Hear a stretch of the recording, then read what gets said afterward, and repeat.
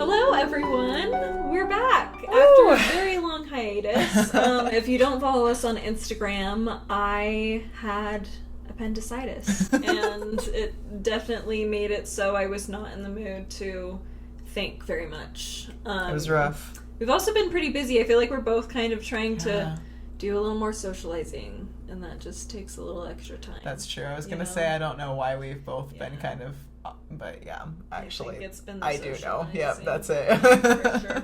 So, which is Trying good. to get out and do it's more. A positive thing. Yes. Having fun. Yeah, it's thrown this off, which is sad. You know, nothing's ever perfect. But only one break. Back. Only one break. Yes, we're good. we just That's skipped one. Yeah. It's okay. Which means it's been a month. By the time you're listening to this, that is crazy. We've heard another one since we do every other week now, but that's all good. But hey, I'm Tori.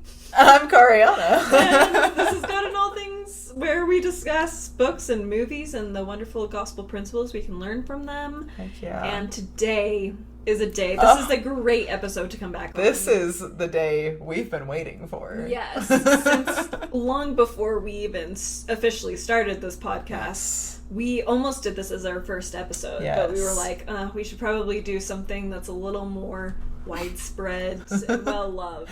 Less just controversial. Tori and Cariana loving it. I wouldn't say just, but controversial. No. It's a very controversial. It's very, there are lots of people who love it, but definitely not like a Pride and Prejudice. Yes, not the Pride and Prejudice sort of thing. So we're talking about Wuthering Heights today, which you would know from the title. But it's very exciting. Let's start with the summary before we get into personal experiences. I'm so tempted to just go off, but I'm like, let's talk about what this is about. Yes. If you've never heard of Wuthering Heights or don't know much about it, I'll let Cariana do that. Yes. Okay. I'm going to start with it as my favorite novel ever in the world. Before anyway, there's my sneak peek to my personal experience. Okay. So, Wuthering Heights was written by Emily Brontë in the mid-1800s, and so Victorian literature, definitely where Tori and I really get our kicks. And so this novel is just perfectly, beautifully Victorian Gothic. And it explores the lives of two families, the Earnshaws and the Lintons, living respectively at Wuthering Heights and Thrushcross Grange. These are two neighboring houses out in the country, so, they're not like, next door, but as close as neighbors get out in the English countryside. And the lives of these families are woven together through love, marriage, children, and revenge as this tale of abuse, obsession, death, and finally redemption plays out across 2 generations. Yes, I would even say 3 generations, but that is fair. Yes. That's fair. There's a first generation in there across 3 generations. That's definitely involved. Yeah, that's relevant. Yes, you're right. I appreciate that correction. So yeah, it's amazing. Also, really briefly, especially if you're watching on YouTube, we're in a new location again. Yay! We're still in our new apartment, but we actually have furniture and stuff. This is our official now recording space. Yeah, there may be a little bit of changes with the decor. We have a couple things we want to set up and stuff, and like this shelf we want to kind of organize a little more specifically. But we have a table, we have books, we have pictures. It'll be great. It's like a real home. Yes, it's so exciting, honestly. We're very excited. We are. Yeah. We really are. It's so nice to not just have a couch in the background and sit on the floor. With a bin as a table. Yes. There was a charm to it, but it was a brief... For the first few weeks. A brief moment. The charm disappeared. And we don't have to, go around a door and try to find our way in. I mean, this is still a little bit it's true. I was still kind of pushing my way through, but not that's okay. As bad. Not as bad. Where in our previous recording space at Tori's parents' house, we had to take turns walking in there. I'd squeeze my backpack on the table and then squeeze in and then shut the door behind me and then open it and then Tori can squeeze in. It's quite an event to work there. So this is fantastic. Yes, it's so exciting. And not sitting cross-legged on the floor, my legs won't fall asleep over and over again. Actual chairs. Actual that chairs. Are comfy. Yes. I love it.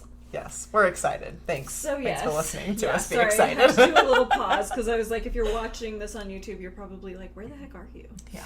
Same building. Just on the other side of the room. The couch is right there. Basically, yes. Yep. All right, but back into Wuthering Heights. So, personal experiences. Okay. We're going to try not to make this take an eternity because talking about the book will take forever. Okay, all right. Keep that in mind. Basically, my experience, the first time I read it was the summer before my junior year of high school, and I hated it. I guess, to sum up, my first time reading it, we read it during, like I said, the summer. It was our summer reading, and so we came back to discuss it, and once we discussed it, I started liking it more. But when I first read it, like many other people, I was like, what the heck is this? These are all horrible people, and this is just so bad. And then, yeah, we discussed it, and I found myself actually really, really liking it once I kind of understood it on a different level. It was also one of my first classics, so I wasn't really used to the different writing style and stuff. So, yeah, it was a bit interesting. Then, several years later, after that, I kind of considered it as one of my favorite classics. After I had read some others, I was like, I think I would say Wuthering Heights is one of my favorites. But I ended up reading it again several years later, and once I was in college, and that time I found I liked the first half a lot, and the second half I didn't like as much. So then I was kind of like, oh, maybe I didn't love it as much as I thought I did, but I definitely liked it better than when I first read it, technically. And then I kind of did some more soul searching, and then I listened to it on audiobook like 2 years after that. Okay. And I loved it. And I was like, okay, I'm This in is it. it. I mean, even during that time I wasn't sure how I felt about it. I loved hearing people talk about it because, like we mentioned earlier, it's a very controversial book. Like, most people either love it or hate it. Like, there's not a lot. It'd be really hard to like, I don't know how you could it really inspires feel like strong emotion. Like, it's Heathcliff. yeah, I don't think you could say Heathcliff ends. You either are like, he's awful, or I love him, or he's I so love to cool. hate him. Yes, yeah, you don't guess is a actually better- love him, but you shouldn't. If you should. do, probably you don't Go have see a healthy therapist. relationships. But yeah, so basically it was kind of a journey for me, but now I actually, and then for a while I was like, oh, it's definitely one of my favorites, but I don't know if it's my favorite. I think I would say it's my favorite book of all time now. Okay. The more I think about it and like review it and stuff, the more I'm like, yeah, it's pretty up there. I think it depends a little bit on the day with like that and Tess of the D'Urbervilles and like Les Mis. I think are probably my top three. A couple by Dickens maybe or something, but like it would depend on my mood. But I think Wuthering Heights a lot of the time I would say is my favorite. So okay, cool. I read it for the first time in my senior year AP literature class of high school. And I loved it from day one. Sold immediately. Oh my gosh. So I was always...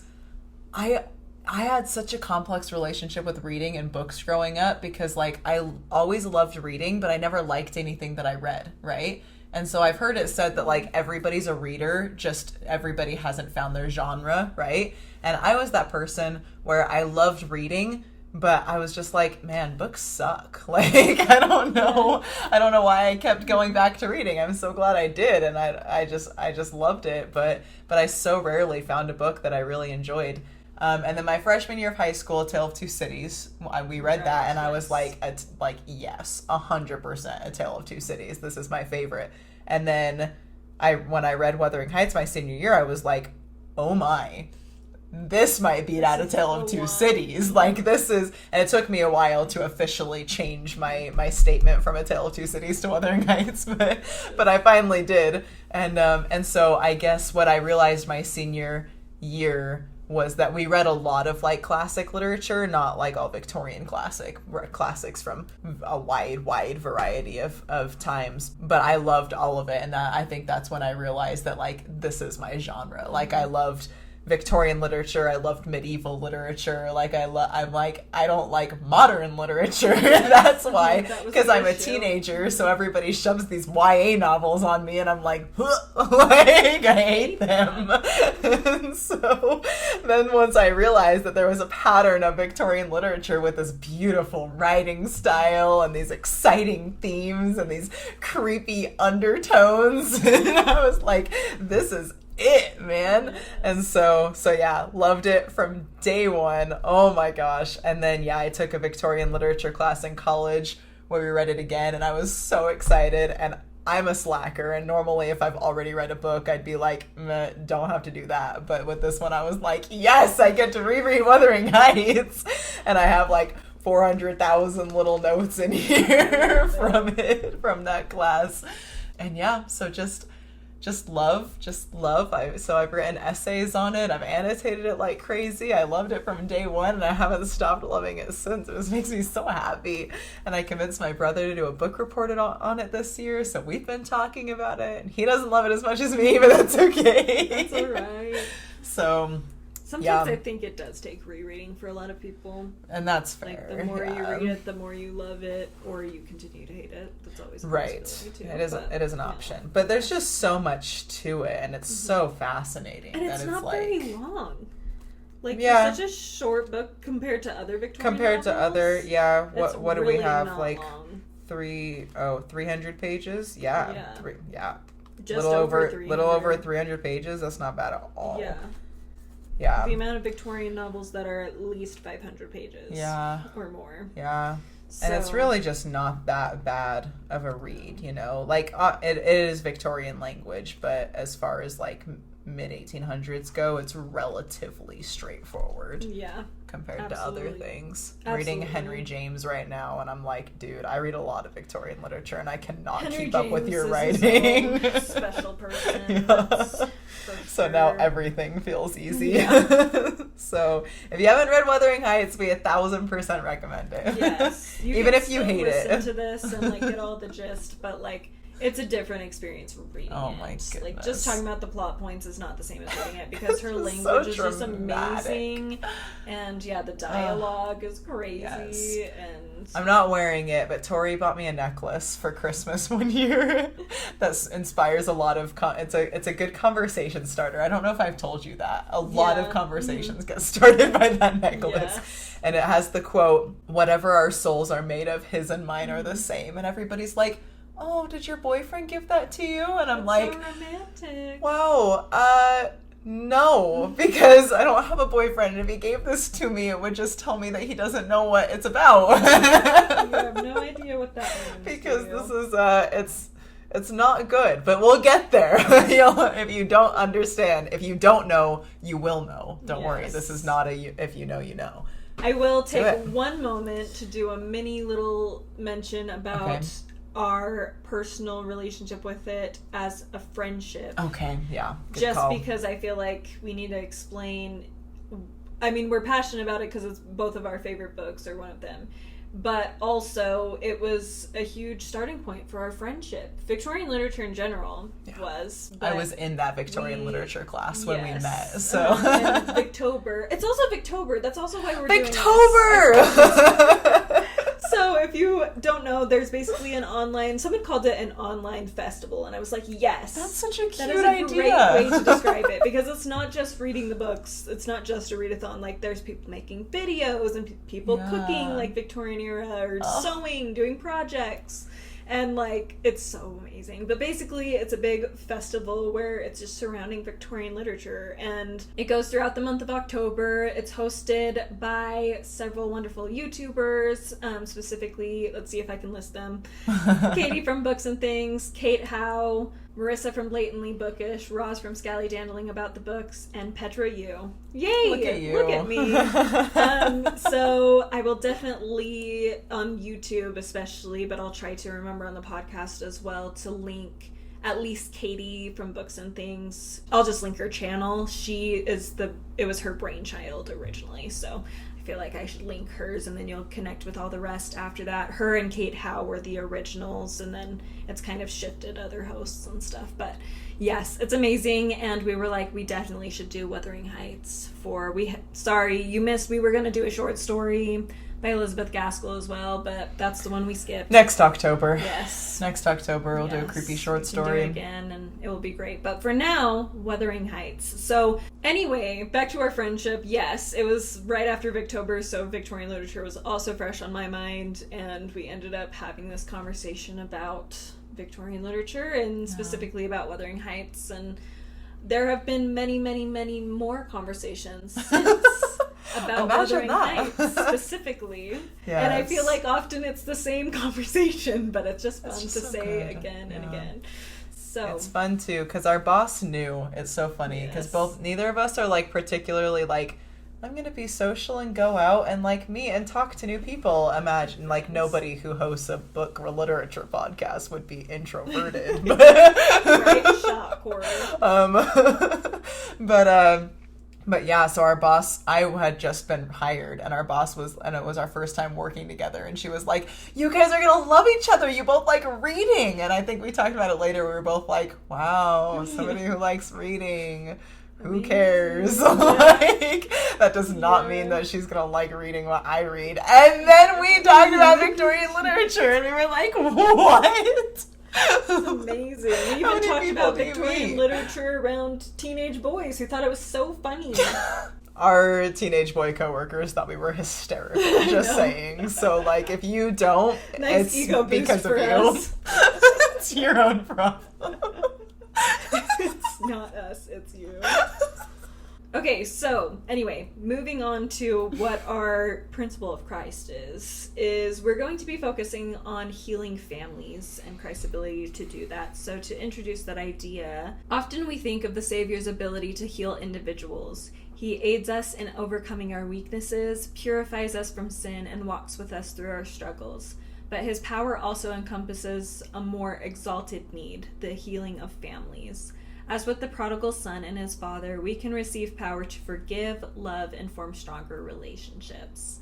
And I think this book, I mean, a lot of it is focused on kind of a cycle of abuse and generational trauma, I would say. A lot of the issues come up that are based in that. And by the end, we are able to see a little bit of redemption and hope for the future, which is beautifully, beautifully done. So let's kick it off with where we start. So there's a lot of story within a story going on. So the story starts off with Lockwood, and he has recently moved into this new home. He's renting this place from this man named Heathcliff, and he visits Heathcliff and doesn't really know what to make of him at first.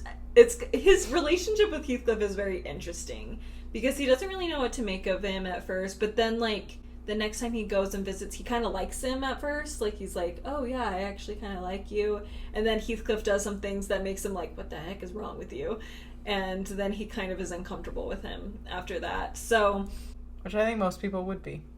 I mean, yeah. Heathcliff would be an unsettling guy to be around. I think he's definitely the type of guy that, like, I mean, okay, this is a really extreme thing to say, but also Heathcliff's extreme, so I feel like it works. Yep. Where people talk about, like, psychopaths, like, people can kind of sense that they're in the presence of like a predator.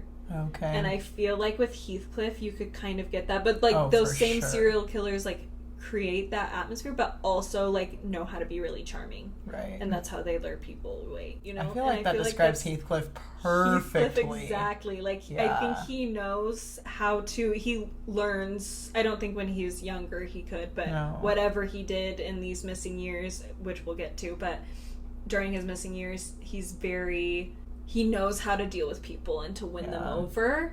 But the longer you're around him, the more you're like, there's something weird about you. Right. Like, there's something off about this. Right. And I think Lockwood very much gets that sense. Yeah, gets that sense. So we have this interesting scene. He's just kind of, the first chapter is really him just kind of introducing his first interaction with Heathcliff and just the area, Thrushcross. So he's renting Thrushcross Grange. And Heathcliff lives at Wuthering Heights, which is just like over the hill, basically. Like I said, Lockwood doesn't really know what to make of Heathcliff, and then he goes to Wuthering Heights again, and it's like just before a storm, and he ends up meeting some more people there. So he meets this boy who looks very disheveled and dirty, who lets him in, who's not very polite, and he sees this woman who's very beautiful, but also isn't very polite. And he assumes that she's Heathcliff's daughter. Well, does he think that it's his wife at first? Or is that later? I think he's trying to figure out if it's his wife or his daughter. But he kind of has a crush on her, so if he thinks it's his wife, it can't be for very long. Yeah. Because he's interested in her. I think he starts by thinking it's his daughter. I think so. But then she says her name's Mrs. Heathcliff. That's what it was. They call her Mrs. Heathcliff. Right. And so then he's like, oh, so it must be his wife, but she's so young. And like is weirded out about it. That's right. And then Heathcliff is like, no, this is my daughter-in-law. So she had married his son who passed away. Right. Yes. And then he thinks that this dirty boy that he saw when he came in must be Heathcliff's son that she's married to. And he's like, no, that's, well, I don't even remember what Heathcliff says Hareton is. Yeah, he doesn't really call him anything. He just says he's not my son. And so Lockwood's like, okay. I think he kind of just assumes maybe he's like a servant or something, which would make sense based on everything. Yeah. But yes, so this whole thing happens, and it's, really uncomfy for him. Like, he just is not being treated very nicely by any of them. Heathcliff, who's been very charming in his way or whatever, ends up being kind of mocking, and I think that's what makes Lockwood start to be uncomfortable. Lockwood is definitely very vain, and he does not like being made fun of. Yes. So I think as soon as he starts getting the sense that Heathcliff doesn't totally respect him, he gets upset and doesn't like it. So one thing leads to another. I'm not going to go into detail, but I will say that it's like dark and stormy night, dogs chasing after poor Lockwood, and just this weird group of people that are at Wuthering Heights treating him not very well. And he basically is attempting to go home, but because of this big snowstorm that's going on, he can't really do it safely, and he doesn't really know where he is. So he ends up being allowed to stay the night through a lot of finagling through nature and just events going on. Poor Lockwood had to fight pretty hard to be allowed to stay. So he gets led to this room by this maid that's working in the house, and it's kind of a strange room. It clearly hasn't been used in a long time. And on the windowsill, he sees written over and over Catherine Earnshaw, Catherine Linton, Catherine Heathcliff, just kind of all of those rotating a bit. And he doesn't really understand it, but he's very interested in it, and for some reason spells out the name in his head to help him fall asleep. We don't know. He just does. He fits right along with everyone else. Just as weird as everybody else. And we have this amazing scene that's very iconic. I call it the window scene. It's basically he sleeps and he kind of has like weird dreams about everything that's been going on. And so he hears this fir bough repeating this tapping on the glass. And so he's like, okay, I can't stand this anymore. So he opens the window to go break this branch off, basically, that's causing all this drama and all this noise. And he says, stretching an arm out to seize the importunate branch. I don't think I'm going to be able to say that word ever. Instead of which, my fingers closed on the fingers of a little ice-cold hand. The intense horror of nightmare came over me. I tried to draw back my arm, but the hand clung to it, and a most melancholy voice sobbed, "Let me in! Let me in!" "Who are you?" I asked, struggling meanwhile to disengage myself. "Catherine Linton," it replied shiveringly. Why did I think of Linton? I had read Earnshaw 20 times for Linton. "I'm come home. I'd lost my way on the moor." Terror made me cruel, and finding it useless to attempt shaking the creature off, I pulled its wrist onto the broken pane and rubbed it to and fro till the blood ran down and soaked the bedclothes. Still it wailed, "Let me in." And then a little bit down it says, "It's 20 years. I've been away for 20 years. And that is one of those scenes where the whole question of, is it a ghost? Is it actually her, or is it just in his head? But I do think it's interesting that he points out, why did I think of Linton when I had seen Earnshaw so many more times? And it's because that's what her last name was. That's her name, actually, yeah. And so I'm inclined to think it's actually her ghost, because I like that. Oh, yes. That's so much more exciting. When my brother and I were talking about it, I was like, when he said that the end was anticlimactic, I was like, you didn't think, like, the ghosts were climatic? And he was like, well, I just figured it was metaphorical. And I was like, but is it? I'm like, that's the debate, isn't it?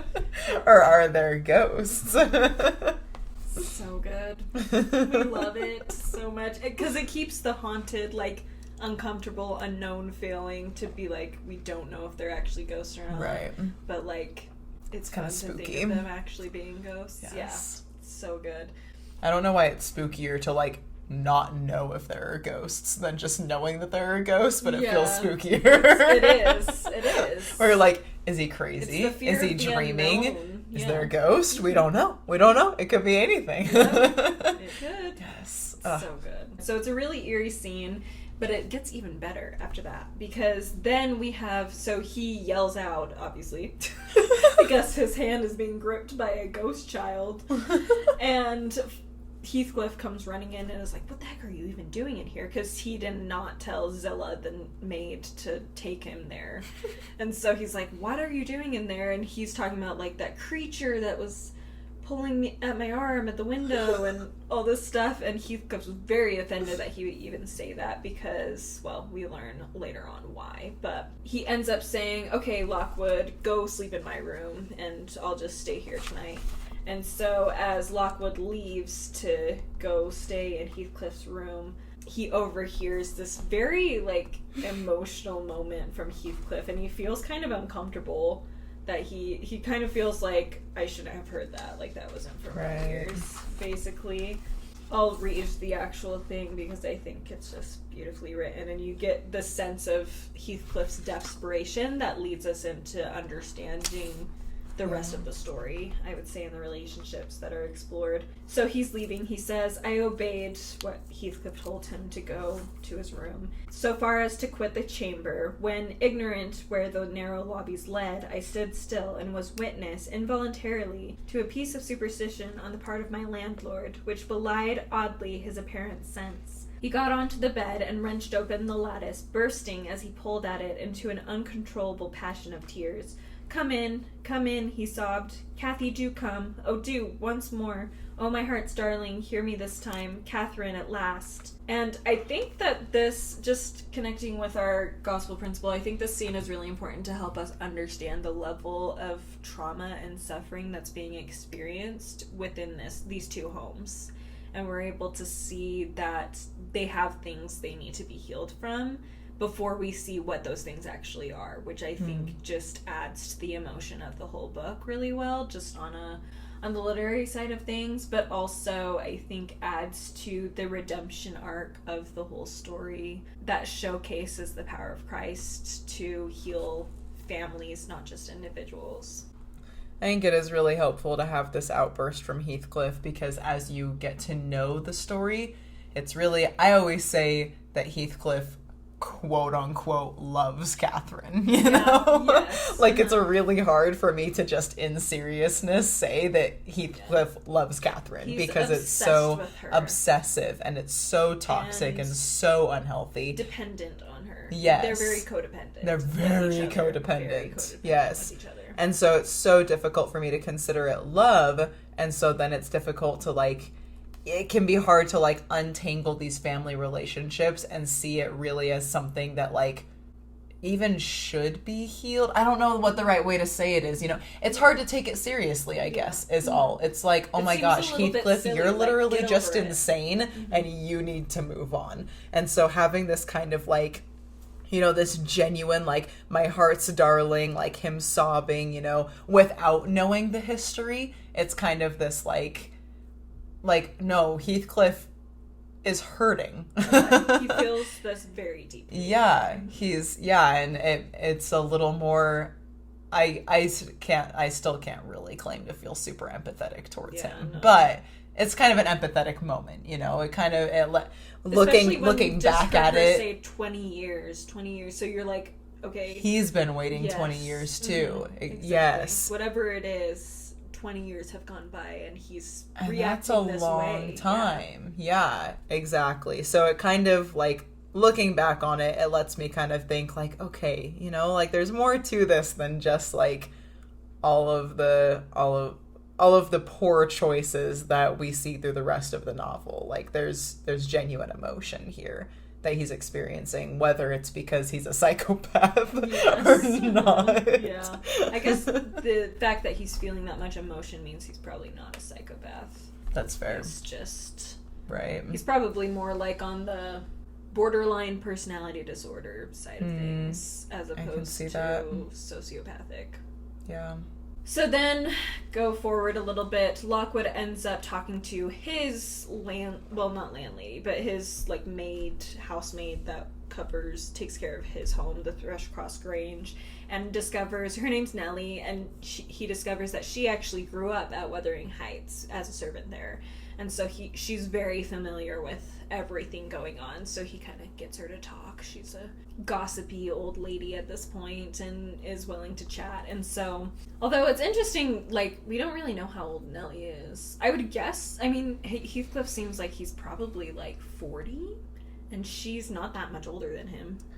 Yeah, I think they never tell us, but I think they make it pretty clear at the beginning when they're kids that she's, like, a little bit older than Hindley, you know. She's about the age as Hindley, because she talks about it like they were friends. Right. I've heard someone mention, like, they probably had, not the same relationship for sure, but a similar relationship to Heathcliff and Catherine. Right, where they kind of hung out and understood each other a little bit more.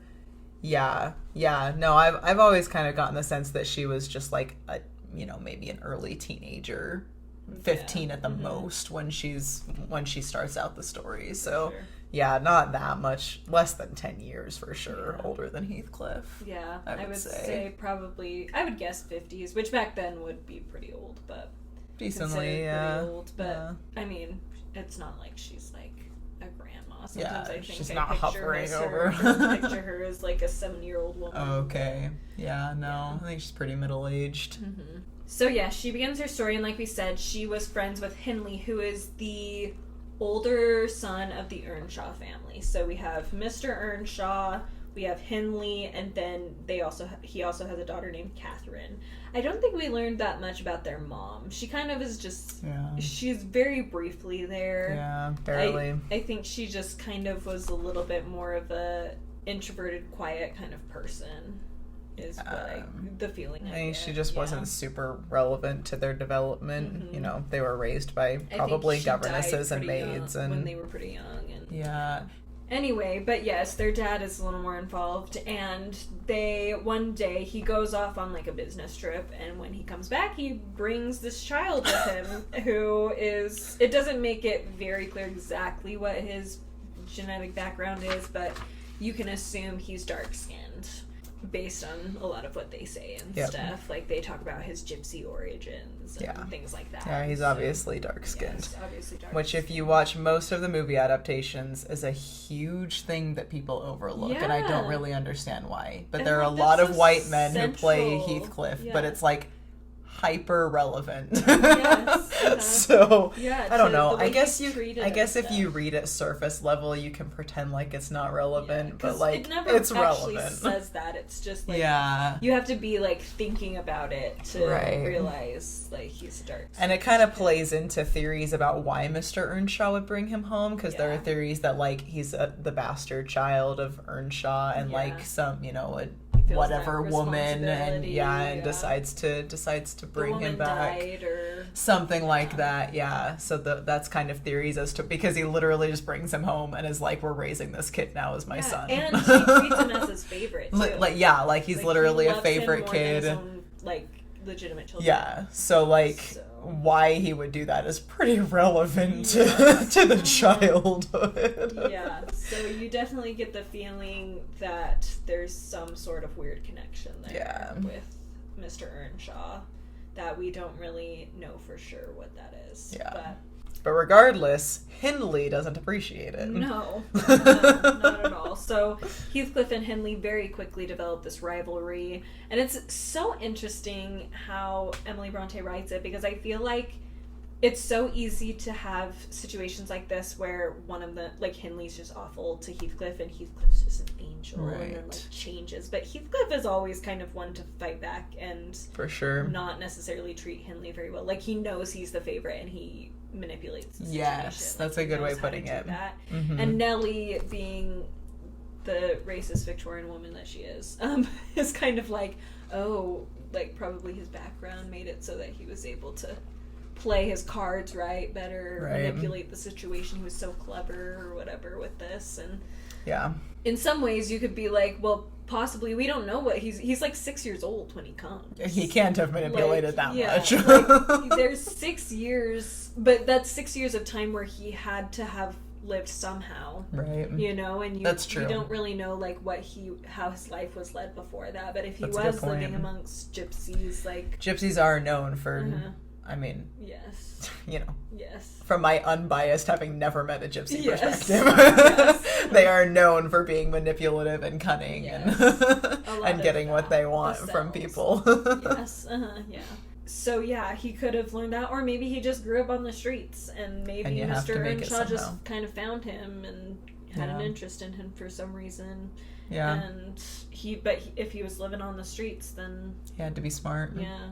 Especially, I think it's around like a sailing town. Yeah. And so there's, everything involved with that. So anyway, yes, their rivalry just develops and they just go at each other back and forth. Yeah, but neither of them is good. Yeah. Heathcliff ends up developing a friendship to start with. With Catherine, it definitely develops into who knows what, honestly. But it's a friendship. There's another debate. Yes. What exactly is going on? So eventually Mr. Earnshaw actually sends Hindley away to school.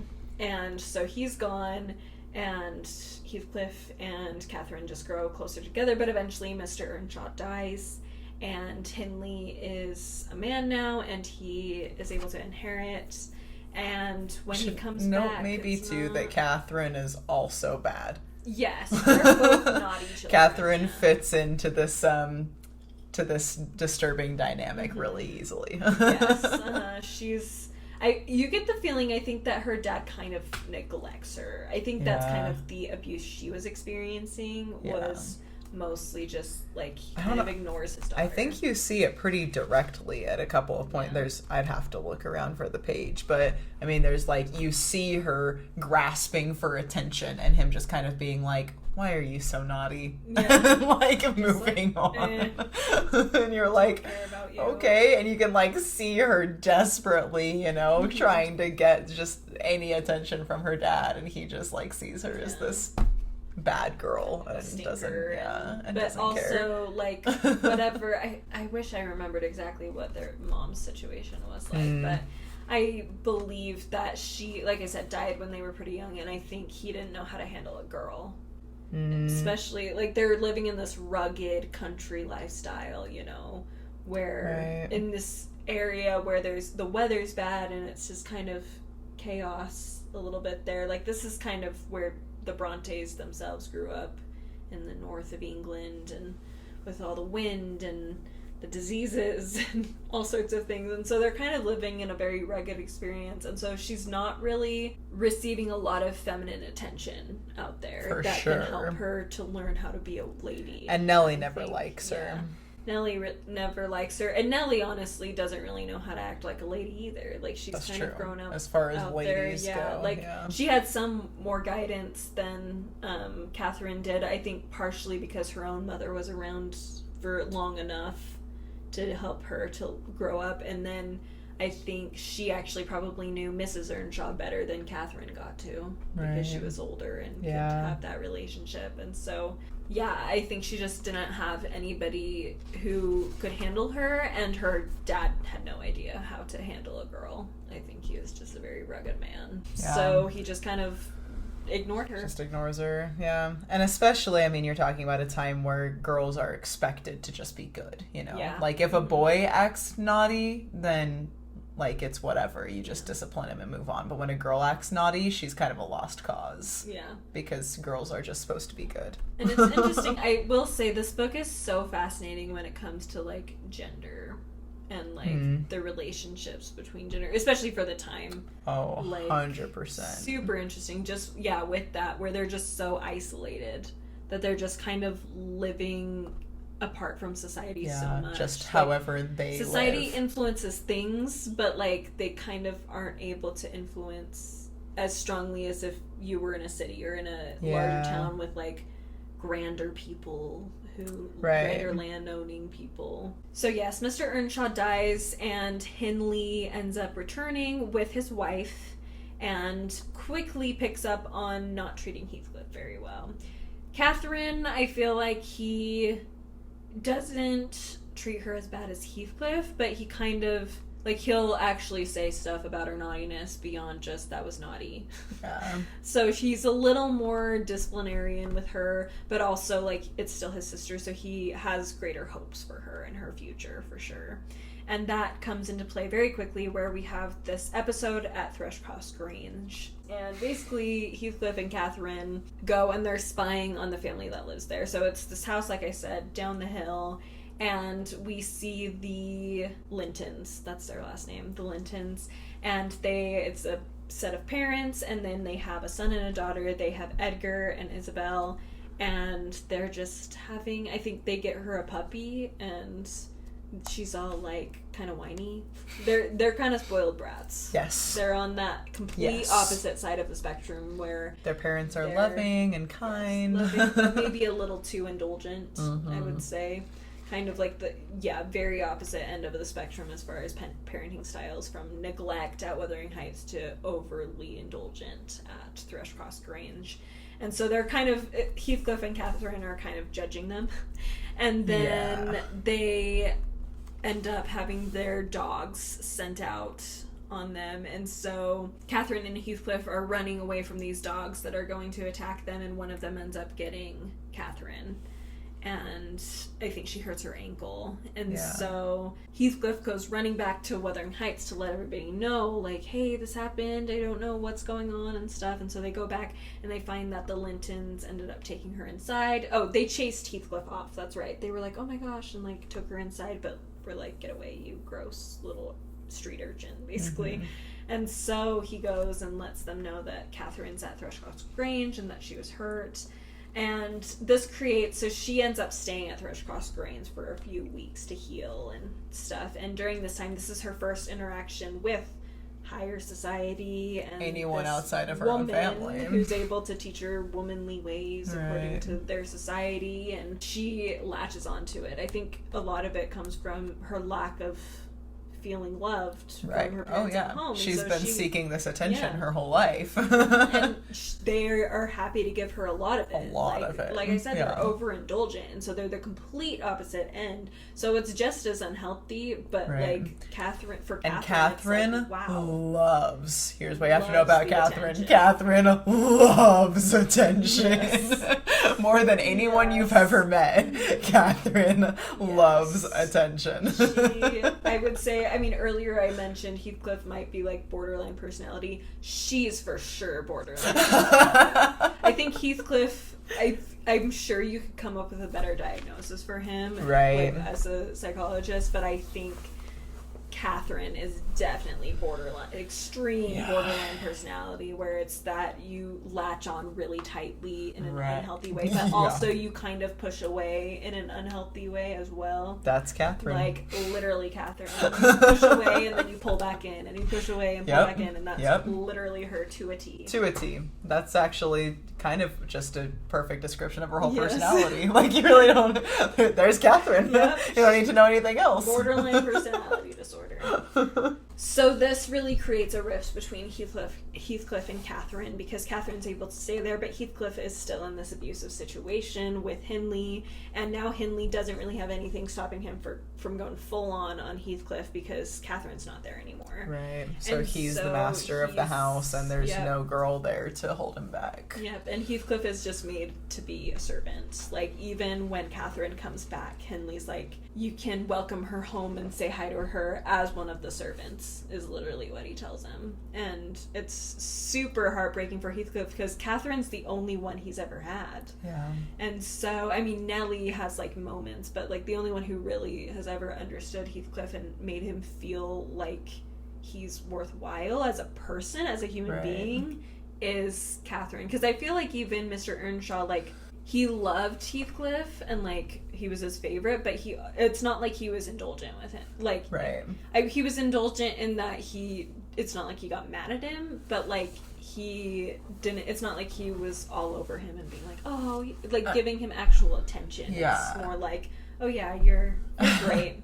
And I think there's a different relationship when you know you can manipulate somebody too, because I mean, I'm not going to try. Like, I believe thoroughly that Heathcliff, like, made an effort to manipulate Mr. Earnshaw, you know? Sure. Like, he knew that he was the favorite, and he used it to the best of his abilities, right? Mm-hmm. For, you know, however he learned that or why ever he chooses to do that, that's what he does. And you just aren't going to have the same relationship with somebody who you're trying to get something out of versus Kathy. You can't pull one over on Kathy. Mm-hmm. Like, Kathy does what she wants and gets what she wants, you know? Opinionated and, yeah. He's not manipulating Kathy. They're just pure, thoroughly friends, you know, who are on the same page and looking for the same things and just enjoying their time together. And I think that creates a stronger kind of bond and relationship. And the actual friendship rather than just somebody who you see as, like, part of your survival. So there's several scenes we're not going to go too into depth, but we definitely see Catherine's her borderline personality disorder come out a lot so they start setting this up where they want Catherine and Edgar to get married, and Catherine kind of wants that too, mostly because she's seen what the Lintons' life is like, and it's like very glamorous compared to what she's grown up with. I'm sure if you were to go somewhere else in England to another house, you would see Thrushcross Grange as less glamorous, but for her it's very glamorous, and she loves that and the attention, and Edgar is just fawning over her and, like, loves her, and she's a very pretty girl, and so he's just obsessed with her, and she just loves that, whereas Heathcliff is obsessed with her, but it's in a more, like, they just understand each other way, as opposed to just like the attention that Catherine loves. And I think she thinks about the money too. Does Nellie accuse her of that? Yes. They have that conversation, and she admits, she's like, oh yeah. Yeah, sure. There's like there's this glamorous life, and so she knows that, like, Heathcliff and her are more alike and get along better, but she's like, but Edgar can take care of me in the way that I now want to be taken care of. Mm-hmm. She can also just get whatever she wants out of Edgar, and, you know, like we were saying earlier with Heathcliff, she, like, you don't just pull one over on Heathcliff either. Yeah, exactly. Like, they're not going to play each other's games. Yeah. They'll play games on other people together. Right. That's how they roll. But she can just kind of control Edgar. Yes, exactly. And we see how obsessive Edgar is when at one point she's, like, first of all being rude to Nellie, like pinching her, physically hurting her, and Edgar's like, that's not right, and then is gonna leave, and then she like literally slaps him, and then, like, 2 seconds later they're, like, engaged. He's like, oh, I love you so much. I feel so bad. Like, it's brutal. He, like, leaves the house and walks away, and Nellie is like, keep going. Don't turn back. Don't come back. And then he turns around, and Nellie's like, he's doomed. And then they got engaged. He fell for it. Yep. And, Catherine, like Heathcliff, knows how to mess with people and, like, to manipulate people. And so they kind of were forced to learn that because of their growing up, unfortunately. And so that's just how they see life. So we have this another memorable scene between Catherine and Nellie, where Catherine basically talks about being engaged to Edgar. Cariana briefly mentioned it about Nellie accusing her of just wanting money and that being wrong, and there's all these kind of reasons that Catherine gives for why she loves Edgar, why she wants to marry him, and none of them really satisfy Nellie. She's like, you're just horrible. That's so wrong. And I think part of it from Nellie's perspective is, first of all, she's like, she feels bad for Edgar. She's like, I don't want you to manipulate poor little Edgar. But also, I think to give her credit, I get the feeling that she knows that Catherine really cares about Heathcliff, and that Heathcliff really cares about her, and she's kind of, like, pushing her to be like, why aren't you choosing Heathcliff? You guys could be happy together. You guys are so perfect suited for each other. Yeah. I would say they're not actually perfect for each other, but no, they're actually really bad for each other. But just, I mean, as far as, but honestly, if it could get them away from everybody else, that might be better for the world. Very true. Very true. And so we see that's where the quote Cariana mentioned from her necklace comes in, where she says, "He's more myself than I am." Heathcliff is me and I am Heathcliff. Yes. Can we read that dramatic scene? Please. Just because I'd love to read a dramatic sentence from Wuthering Heights. Do you know where it is? It's so hard because it switches between Lockwood and them, and so then I never know, like, where we are or what's going on. Okay. So this super beautiful, dramatic, iconic speech. And it's raining, so you have to imagine like thunder and clouds and rain hitting the windows. Her and Nellie having this heated argument and passions being worked up. So great. Delicious. So gothic. Okay, so then Kathy is arguing. She says, I've no more business to marry Edgar Linton than I have to be in heaven. And if the wicked man in there had not brought Heathcliff so low, I shouldn't have thought of it. It would degrade me to marry Heathcliff now, so he shall never know how I love him. And that not because he's handsome, Nellie, but because he's more myself than I am. Whatever our souls are made of, his and mine are the same. And Linton's is as different as a moonbeam from lightning or frost from fire. We love it so much. Dang! So me and Heathcliff are the same, and that's why I love him so desperately, and Linton and I are the opposite. Yes. But I'm gonna marry Linton anyway, because I'm too good for Heathcliff now. Yeah. Wow. Wow. But she blames Hindley. That's an interesting thing that I hadn't thought about in this conversation, that she blames Hindley for bringing Heathcliff too low for her. It's kind of an interesting resentment there. Yeah, because if he had been treated properly as the ward of Mr. Earnshaw, then he would have been more equal. Appropriate. Yeah. But because of Hindley and his abuse, that causes bringing him down to a servant's level. Dang. Sorry, right now we're talking a lot about just like destroyed family relationships. Yes. That's kind of what the beginning of this book is about. It's gotta set it all up. Yes, eventually we will talk about atoning power and healing. We gotta get a good sense of how messed up broken they are. Yes, how much they need healing. Yes, desperately. So amidst this scene, we should say also that it starts off with her talking about how she could never marry Heathcliff and da-da-da-da. And this is what Heathcliff hears. So Heathcliff overhears what's going on. Nellie actually sees him and doesn't say anything. Nellie. Definitely an imperfect woman. Nellie. Mm-hmm. She has her flaws, that's for sure. She does. She may be a little less insane than everybody else, but she's still very biased. Maybe not by that much, though. Fair enough. So he hears Catherine basically talking about how she could never be with him, and then leaves before she starts talking about how much she loves him. And of course. So, of course. Miscommunication. We love it. Stuff. Always great. So Heathcliff leaves and literally leaves. Like, he's just gone, and they don't know where he went. And Catherine is heartbroken over this, of course.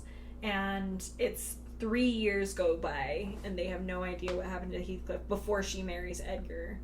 You know what we didn't mention? What? Edgar, the Lintons dying. Because Catherine gets a cold while she's staying at their house and passes on a sickness to them, and they die. Yes. Mm-hmm, because she comes and stays with them. Yeah. Which is just kind of a random, brutal detail in this book. Just about, probably very symbolic of a lot of other things. Yes. She causes a lot of the suffering. Yeah. So just because we're talking about families, I felt like since our focus is on families and broken families and relationships, though Edgar and Isabella's parents do pass away before a lot of this goes down. Like right when they meet Catherine and these two families collide. Yep. Yeah. Mm-hmm. So Edgar has inherited everything. Yes. And so Edgar's rich right now. Yes. So then, Catherine marries him. Yeah.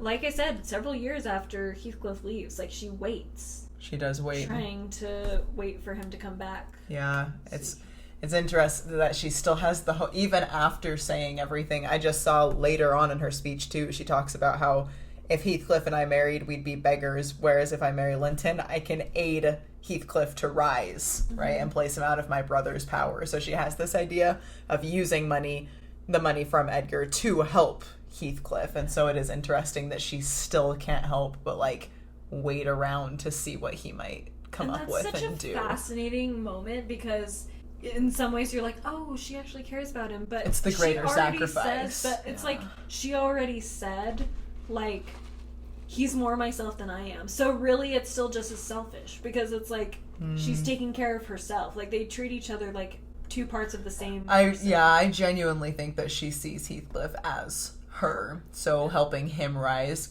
It's almost like him being low and under Hindley's control makes her feel low and under Hindley's control. Yes, exactly. Oh. And so raising him I've never thought about it like makes that. her feel better. Dang. It's so... No, it's all the so relationship unhealthy. is so twisted. It's so bad. This episode has been divided into 2 parts. You have reached the end of part 1. Part 2 will be released the following Thursday. We hope you enjoyed the first half of our discussion. Be sure to follow us on Instagram at God in All Things Podcast. Additionally, if you are interested in seeing what Tori is currently reading, head over to her YouTube channel, Good Strong Words. Thank you again for listening. We hope you are having a wonderful day. Keep remembering to see God in all things, and we will see you next time. Bye!